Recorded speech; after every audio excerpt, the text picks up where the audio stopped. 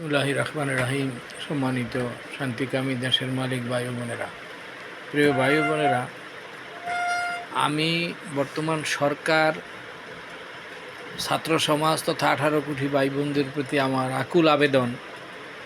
আমি আমি আমি আমার দাবি জানাচ্ছি, আমি অনুরোধ জানাচ্ছি রাষ্ট্রপতি শাসন ব্যবস্থা চালু করার জন্য।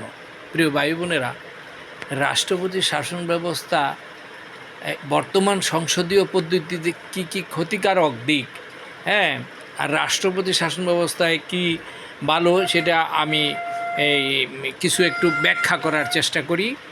আমি দেখি আপনাদেরকে কতটুকু বুঝাইতে পারি। প্রিয় ভাই বোনেরা, সংসদীয় পদ্ধতিতে যখন নাকি অনেকগুলা দল মিলা একটা সরকার গঠিত হয়, যখন এই এমপিরা মন্ত্রীরা চুরি বাটপারি লুটপাট হরিলুট শুরু করে, তখন এই সরকারকে এই সরকারকে বাদ দেওয়ার, এই সংসদকে তথা মন্ত্রীদেরকে বাদ দেওয়ার সুযোগ থাকে না। প্রিয় ভাই বোনেরা, সুযোগ থাকে না। এই জন্য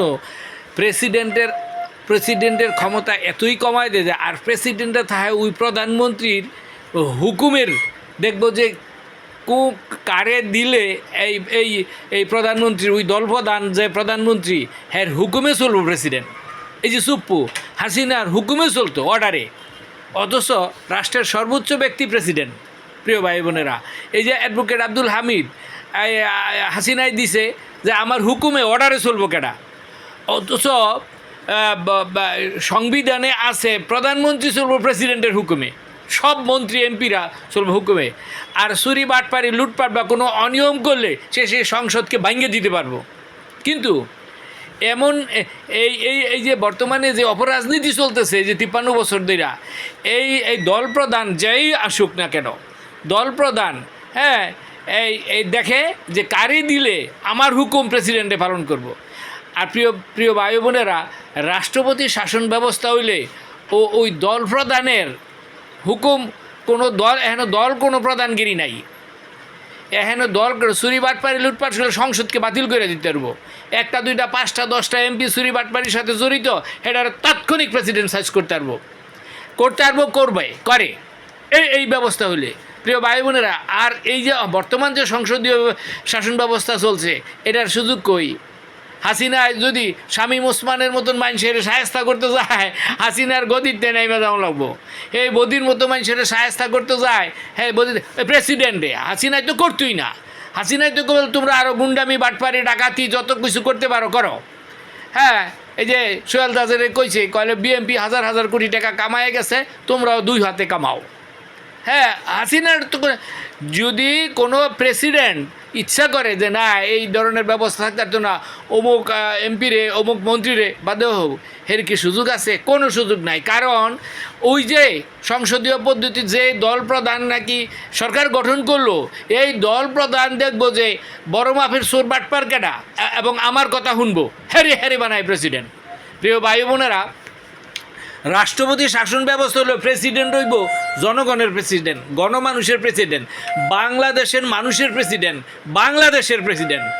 যোগ্যতা দিয়ে হবে প্রেসিডেন্ট, সে সততা দিয়ে হবে প্রেসিডেন্ট, সে ন্যায়পরায়ণতা দিয়ে হবে প্রেসিডেন্ট, সে দূরদর্শিতা দিয়ে হবে প্রেসিডেন্ট। আর ওখানে প্রেসিডেন্ট এরা করে কি, কাজ কি দেখেননি? কথা কয় কেমবে এরা, কথা কয় কেমবে, এগো কাজ কি? এর প্রেসিডেন্ট এগুলো জীবনে মেম্বারির দ্বারাই চালন হইলে, এগুলো নিয়ে মেম্বারির দ্বারাইলে পাস করতে পারতো না।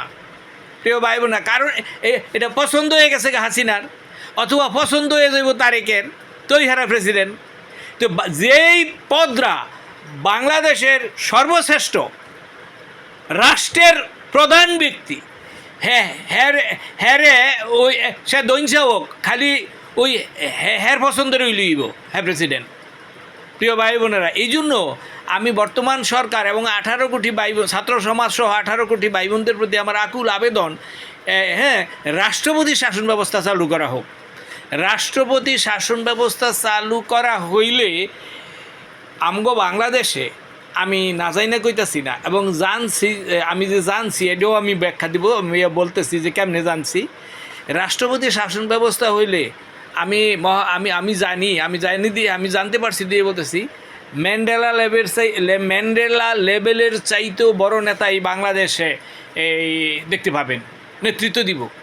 ম্যান্ডেলা লেভেলের চাইতে ম্যান্ডেলা লেভেল মানের চাইতেও আরও ভালো। ম্যান্ডেলা ছিল পৃথিবীর এখনও সেরা, ম্যান্ডেলা লেভেলের চাইতেও আরও ভালো মানের নেতৃত্ব বাংলাদেশে তৈরি হইব। প্রিয় ভাই বোনেরা, আমি বলতে পারেন যে এটা আপনি ক্যাম্পে জানেন, আমি সেটা বলতেছি, আপনারা যারা সচেতন, কয়েক বছর আগে এটা এই হাসিনার এই প্রথম দাবদ হয়, কয়েক বছর আগে কমলাপুর একটা ওয়াসার গর্ত 200-300 ফুট কুয়া, এই কুয়ার মধ্যে একটা ছেলে পড়ে গেছে। এই ছেলের নাম সম্ভবত জিহাদ, সে বাচ্চা, এই 5-6 বছরের। এই একজন বা দুজন লোকে দূরে থেকে খেয়াল করছে যে এটা পড়ে গেছে। পরে এই যে খোঁজাখুঁজি, যত ফায়ার সার্ভিস আছে, ওয়াসার আছে, যত কিছু আছে, এরকম 1-2 সপ্তাহ পর্যন্ত পত্রপত্রিকায় কিছুই পাওয়া গেল না। পানি দিয়ে ভরছে, যত কিছু করছে, কিছুতেই পাওয়া যায় না।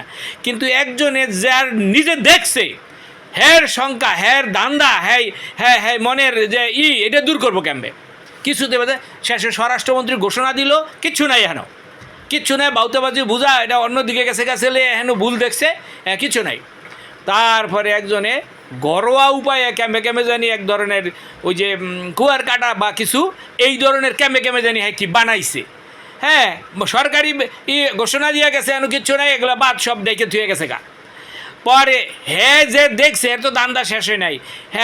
এইরকম একজন টেকনিশিয়ান দিয়ে ওই ধরনের একটা যন্ত্র বাঁশবোস দিয়া বানাইয়া ও নামাইয়া দিয়া ক্যাম্পে জানি ওই লাশের মধ্যে আটকাইয়া যখন নাকি কিছু দূর টান্দা দেখছে যে লাশ টর্চ লাইট দিয়া, তখন সরকারি লোক গিয়া ওইটা উঠাইছে। তা প্রিয় ভাই বোনেরা, ওই যে একটা লোকে যে দেখছে, আমি দেখছি ম্যান্ডেলার চাইতে ভালো নেতৃত্ব আসবে।